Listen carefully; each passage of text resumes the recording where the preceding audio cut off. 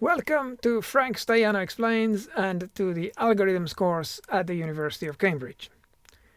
Having understood that memory is just a long collection of bytes and that bytes by themselves mean nothing until we decide what they represent and that pointers are just memory addresses, it's time to put together these fundamental building blocks to form elementary data structures.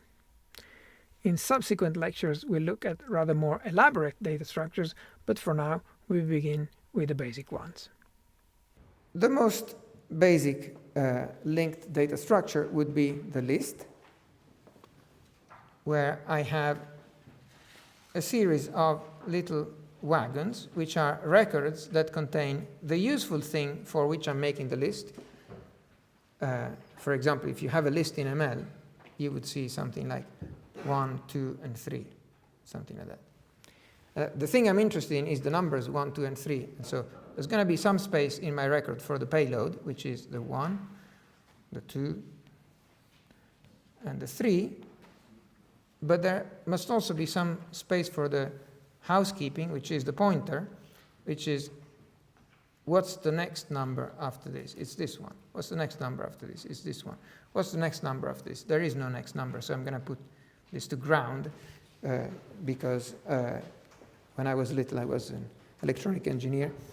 And I'm going to have another pointer that points to my whole list. Now, the type of this circle is pointer to this type of wagon that I just invented. But notice that being a pointer to a wagon is essentially the same as being a list. So this one is also a pointer to a wagon. It's also a list, the list 2, 3, which is the tail of this list, which has 1 as its head and this as its tail. You can make more complicated things than linear lists. If you have more than one pointer in your wagon, you can make crisscrossing things like graphs.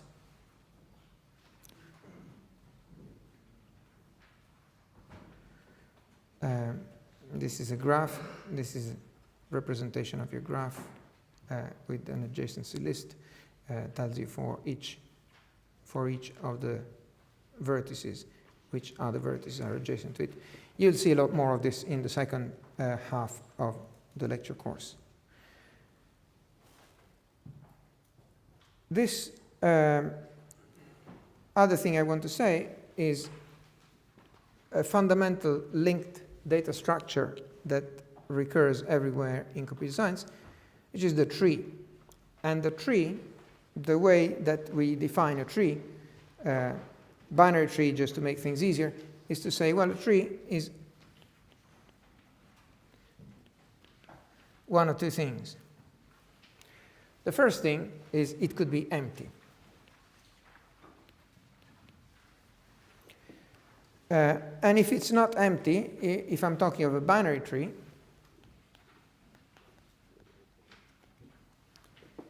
it's a root with 2 trees as children. So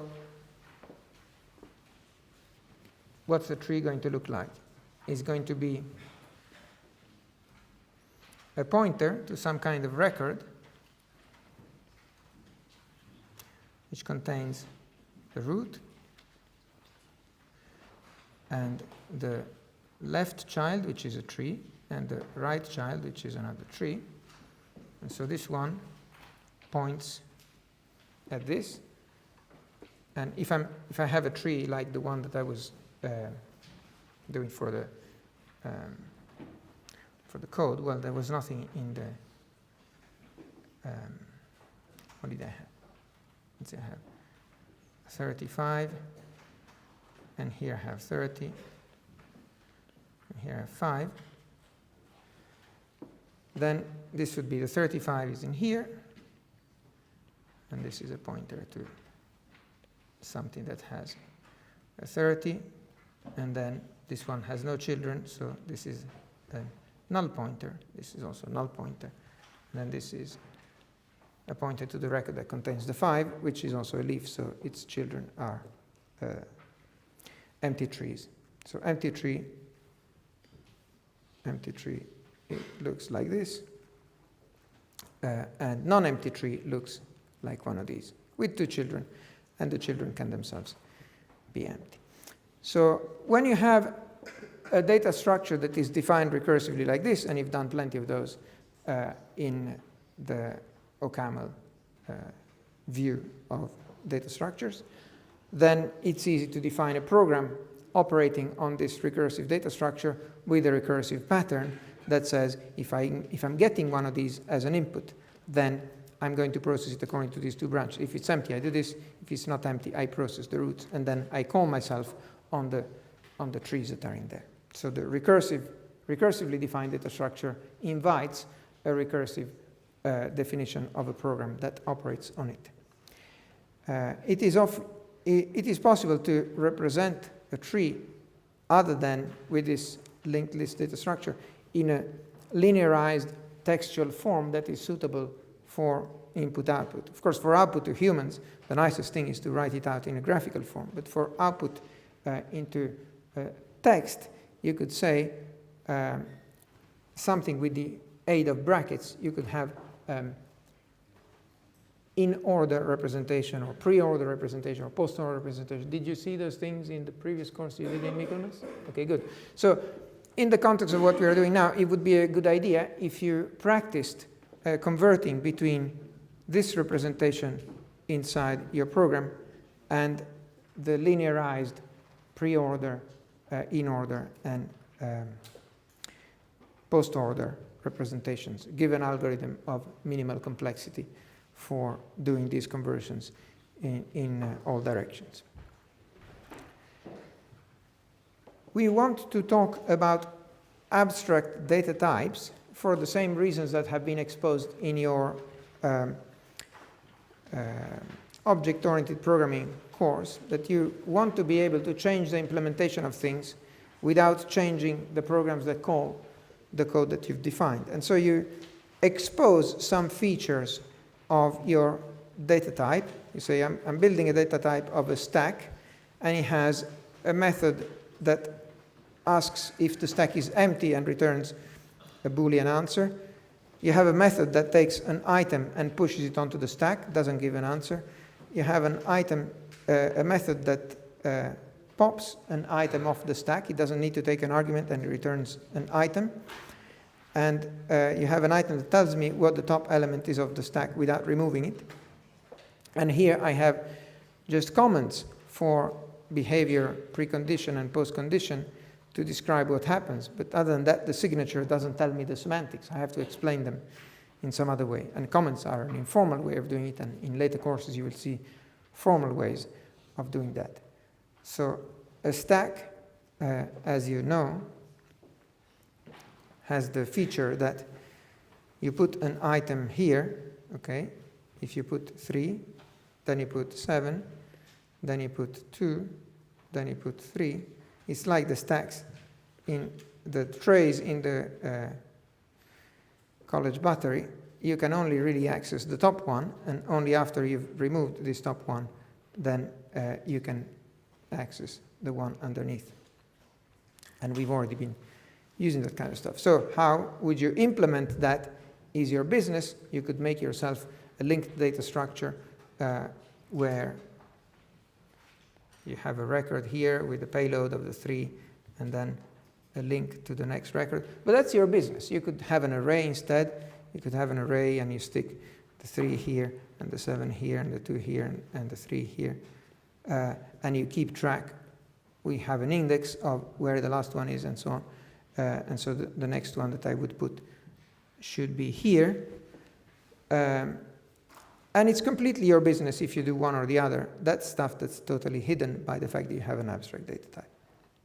So another abstract data type is the list. And I say, well, you've spent so much time on lists. What's the difference here? Well, the difference here is that what you see here is more similar to what you saw in ML, in OCaml, in the sense that you can only do certain things, and it's independent on how you are implementing this list. You ask whether the list is empty. You can get the head of the list, you can get the tail of the list, you can add an item in front.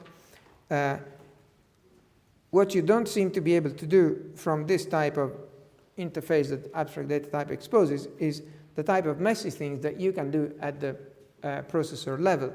So if you write in machine code, or if you write in C, which is just a polite version of machine code, but it can do all the same dirty things, then when you have a linked list in the way that I drew it before, then you are technically able to do things such as change this pointer to not point here anymore, but point, for example, here. And then you spliced out this element. It's no longer seen. In fact, it's still in memory, but it just can no longer be accessed through this route. And then this list that used to be 1, 2, 3, 4 is now 1, 2, 4. And this one's... Oh, I'm off the top, sorry. They still haven't fixed it. Every time I come here, I ask them, what about the remote control? Someone's eaten the remote control or taken it home hoping that it works for their TV. It doesn't. They should just bring it back.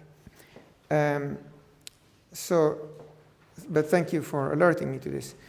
So this is the kind of stuff that this API will not let you do. The abstract data type will not let you do it, but the processor can do it, and a program that you write accessing the features of the machine can do this. And so while a high-level programming language tries to shield you from that, it is still something that you could do, and if you do this, you're violating the invariance of your abstract data type, and you are naughty, but you must be aware of the fact that in many cases, the languages that you're using will let you do things that may be convenient at some time and may be dangerous at other times. Anyway, there's a lot more flexibility in the raw implementation than there is exposed through the abstract data type, and that is a coin with two sides, of course. You should pay attention in cases like this at what happens when I say, for example, here's another list.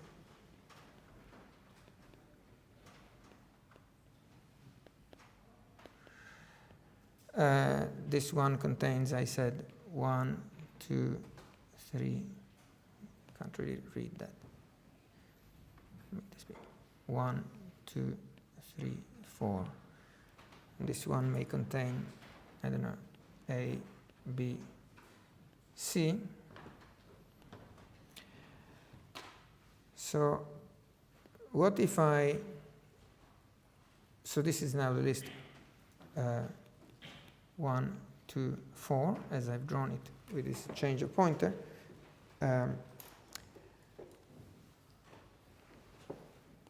L1 is a pointer to this. L2 is a pointer to this. So L2 is A, B, C. If I make this last one here point to this, then L1 becomes 1, 2, 4, A, B, C. What if I now say that I'm going to change the second element of L2 to W? So I'm going to change this to become W. Then I go into L2, and my second element, I change it to W. And suddenly L1 now is made of 1, 2, 3, 4, A, W, C. I wasn't doing anything to L1, but something has happened through L2. So you have to be very careful about this type of nasty things. In ML, in OCaml, you were prevented from these bad things because things were immutable. You couldn't do that kind of stuff. And if you had two lists that had the same content, they might have been implemented by pointing at the same instance of the thing, but then you would have never been allowed to change something in there, so this would have never happened. But if you are manipulating pointers and linked list structures, then this type of things could happen. They had this in common, but they have it in common for good and for bad. And if you change the second one, then you're changing it in the first one, and this may be the cause of some surprise until you realize what's going on. A queue is FIFO, first in, first out data structure. It's like a pipe. You put things in here, and they come out here. The first thing you put in is the first one to come out. It has essentially the same API as the stack. You have a put and a get, except the semantics are different, because the get, in the case of the stack, would get you the last thing you put in, and in this case, it gives you the first thing you put in. But you wouldn't tell this from the signature. You have to tell from the fact that semantics are different, and here the semantics are only expressed as comments. And how would you implement that? You could implement that as a linked list. You could implement that as an array. At some point, if you implement that as an array, you might have the classical issue that, if you put things in your array, if you put 1, 2, 3, 4, that's exercising the put method, 5. You have to keep yourself an index to the next place you can put something, but you also have to give yourself an index to the place that you can remove something from, because if someone says get, then get has to work from this place here, and you have to get the 1, and then it goes out, and the next thing to get would be the 2, the next thing would be the 3, and the content of your FIFO is the part between this pointer and this point. So my FIFO now contains this, and these have been extracted. Of course, the array still has spaces for these things there and there. And what happens when I keep putting things in, and I get to the end of this, and I have extracted some things. So theoretically, there is space here, but there is no more space at this end. So what do? Do I restart? Do I copy everything out, put it back there? Maybe a smarter thing is to make the array circular, so to attach this part to this one, and when you finish here, you keep going here.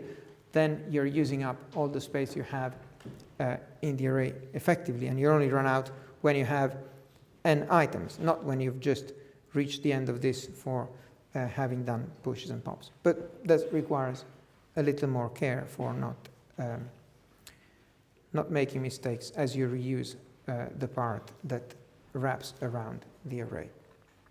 Another useful exercise sometimes comes up in exam questions. You could have a double-ended queue. I can't remember if I have a slide on this, but maybe there is something in your handout about the double-ended queue. Is there?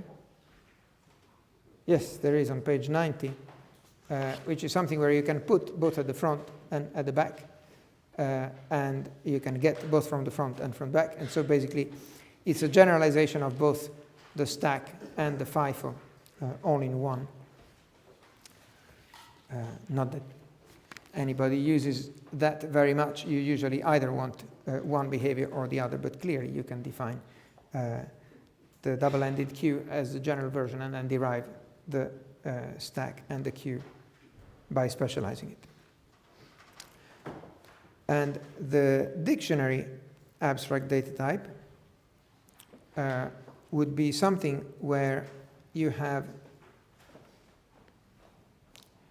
a set method which takes a key and a value which may be of different types, and you store what you're really interested in is the value, but you store it under the key, and the key is what lets you retrieve the value. Like the key is the locker number and the value is the content of your locker, and you just say the locker number and you get back your value, and you can say the locker number and delete what's in there as well.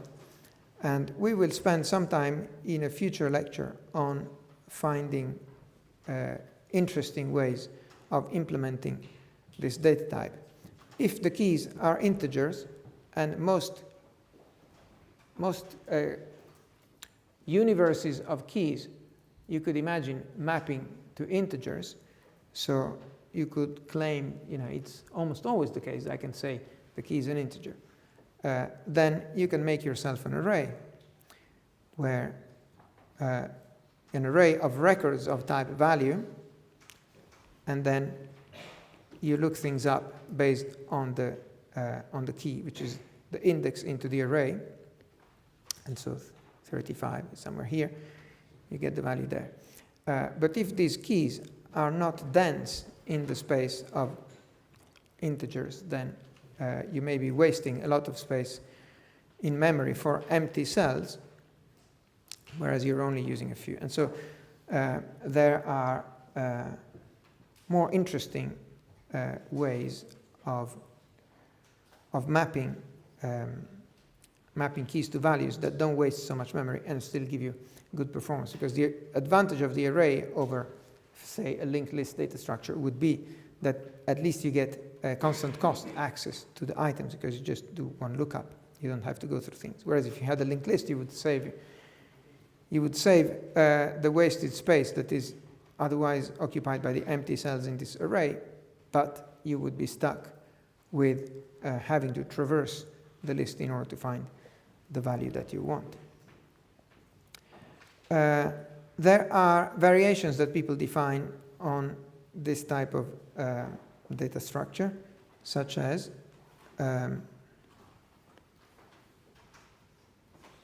this is just adding helper functions telling you if the data structure is empty, if it has a certain key, picking any value at random from the table.